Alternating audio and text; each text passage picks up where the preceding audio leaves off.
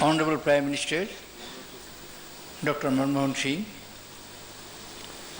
Minister, Communication, Information Technology and Law, Shri Kapil Sibal,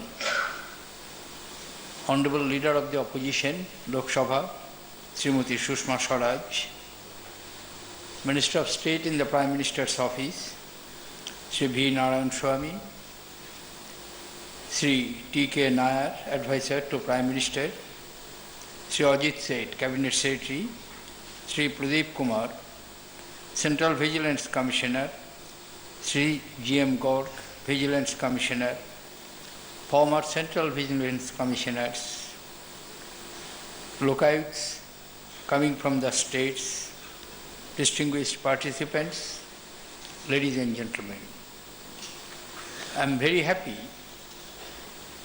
to have the opportunity to inaugurate this seminar being organized on the occasion of the Golden Jubilee of Central Vigilance Commission. This was established in 1964 on this day. 50 years have passed. Surely 50 years is not a very long time in the life of an organization, but nonetheless, it gives us an opportunity to pause, to reflect where we began, where we are now today, and what is our objective to which we want to reach. I have no doubt during your deliberations in the seminar, the clear objectives for future and also self-assessment of the performance during all these years will be undertaken. I congratulate all Central Vigilance Commissioners, past and present, as well as staff who have worked for the CVC over the years, for their commendable service to the nation. It is fitting the Department of Posts has decided to release a stamp on this important occasion. I congratulate Minister for taking this decision. I also commend the CVC for bringing out a profitable book on the occasion.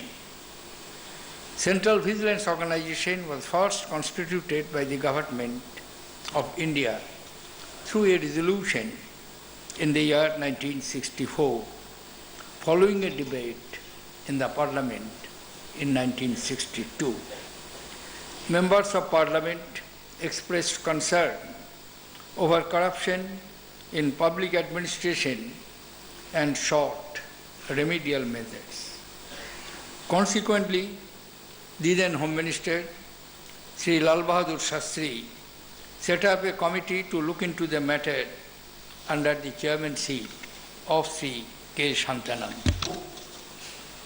Santhanam Committee identified 4 major causes for corruption: their administrative delays, government taking upon itself more than what it could manage by way of regulatory functions, scope for personal discretion in the exercise of powers vested in different categories of government officials, and cumbersome procedures in dealing with various matters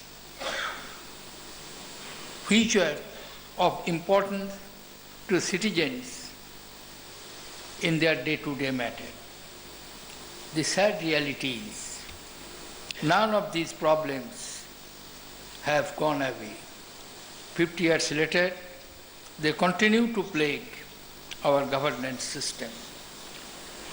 The CVC was the result of the Santhanam Committee's recommendation that an apex body be set up for exercising general superintendence over vigilance administration in government.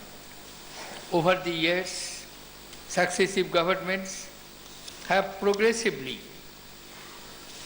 strengthening the institutional framework for addressing corruption with the establishment in the Central Bureau of Investigation, the Directorate of Enforcement, state anti-corruption agencies, and locayuks.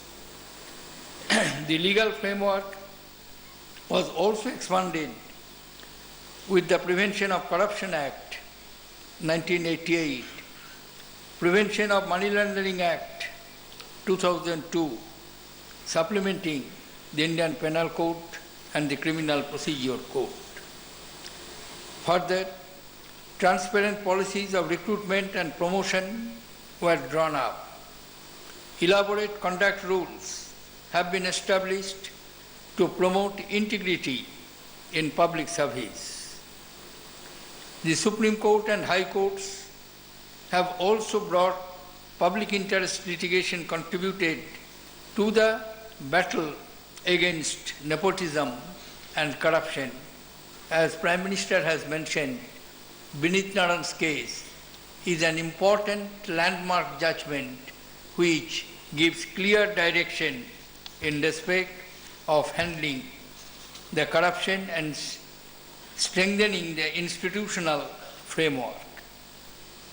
The landmark Right to Information Act 2005 ushered in a new era of transparency and accountability in governance. Further, the enactment of the Lokpal Act 2013 marks a major step forward in strengthening the institutional framework for addressing corruption. Our Prime Minister has also mentioned, and Minister of State Mr. Narayan Swamy, about several other legislations pending before the Parliament. Once enacted, they will add to the formidable array of measures in place to address corruption. Friends, while there has been no letter in our national efforts to root out corruption, we have to acknowledge our limited success in this area. Corruption remains a major stumbling block in the progress of our nation. It has increased transaction costs, reduced efficiency of public services, distorted decision-making process, and undermined the moral fiber of our society. Corruption has reinforced inequities and limited access to public services by the common man, especially the poor. Distinguished participants, ladies and gentlemen, we have all been witness to the huge public outcry over corruption in recent times. The air is thick with despair and cynicism. There is urgent need to restore the faith of our people in our governance system and the credibility of our institutions. Introducing in Parliament the resolution for establishing the CVC, Shri Bahadur Shastri observed, and I quote, "Stamping out corruption is a very tough job, but I say so in all seriousness that we would be failing in our duty if we do not tackle this problem sincerely and with determination." Unquote. The fact that corruption has proved to be intractable should not make us lose confidence in our abilities to address this problem. As Shastri ji said, this is our duty and we must confront and challenge head on. Let us redouble our efforts and address corruption on a war footing. The CVC has an important role to play in future. The Central Vigilance Commission Act 2003 provides extensive powers to CVC, including reviewing progress of the applications pending with competent authorities for sanction of prosecution and exercising superintendence over vigilance administrations of various central government ministries, departments, and organizations. The CVC has powers to protect whistleblowers under Public Interest Disclosure Resolution 2004. The CVC is principal advisor to the government on all matters relating to vigilance administration and is required to conduct vigilance audits of various systems and procedures in organizations as well as asset managements establish effectively internal control systems and procedures. The CVC must re-energize itself and proactively lead the charge against corruption. While corruption is a global phenomenon, rapidly growing developing countries like India face a particularly difficult challenge: ensuring sustainable growth, eliminating poverty, raising the quality of life, promoting industrialization, providing jobs require quick decision-making by the executive. If the executive has to deliver results and demonstrate efficient governance, it needs to have substantial financial powers. At the same time, provisions of such financial powers and administrative discretion in governance gives rise to opportunities for nepotism and corruption. The CVC must expeditiously investigate all allegations of corruption without fear or favor.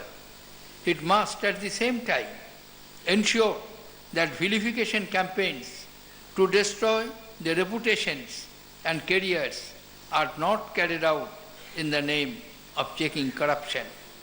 CVC should be an ally to good governance and facilitate speedy, responsible, and bold decisions making in the interests of the country. Members of the CVC and its staff must also set an example by maintaining the highest standards of probity in the discharge of their functions. I compliment the Central Vigilance Commission for having chosen as the theme of today's seminar the role of accountability institutions, investigating agencies, civil society, and media. As has been seen in recent times, civil society and media, especially the new media, can be initiators of positive change as well as force multiplier. The CVC has in the past introduced many innovations such as e-procurement, reverse auction by leveraging technology, integrity packs, independent external monitors, etc. I hope the seminar will help CVC evolve many more such instruments and explore new dimensions in our fight against corruption. Distinguished participants, ladies and gentlemen, as I have said on earlier occasion, corruption is a cancer that erodes our democracy and weakens the foundations of our state. The solutions we find must complement and strengthen the existing institutions. A large number of opinion polls and surveys reveal that corruption is among the foremost concerns of our citizens. We must engage in serious introspection on how both petty corruption which affects the public at large and grand corruption involving the higher echelons of the government can be eliminated. I call upon the CVC to lead the way in cleansing our government and contribute to reversing the cynicism of public towards government functioning.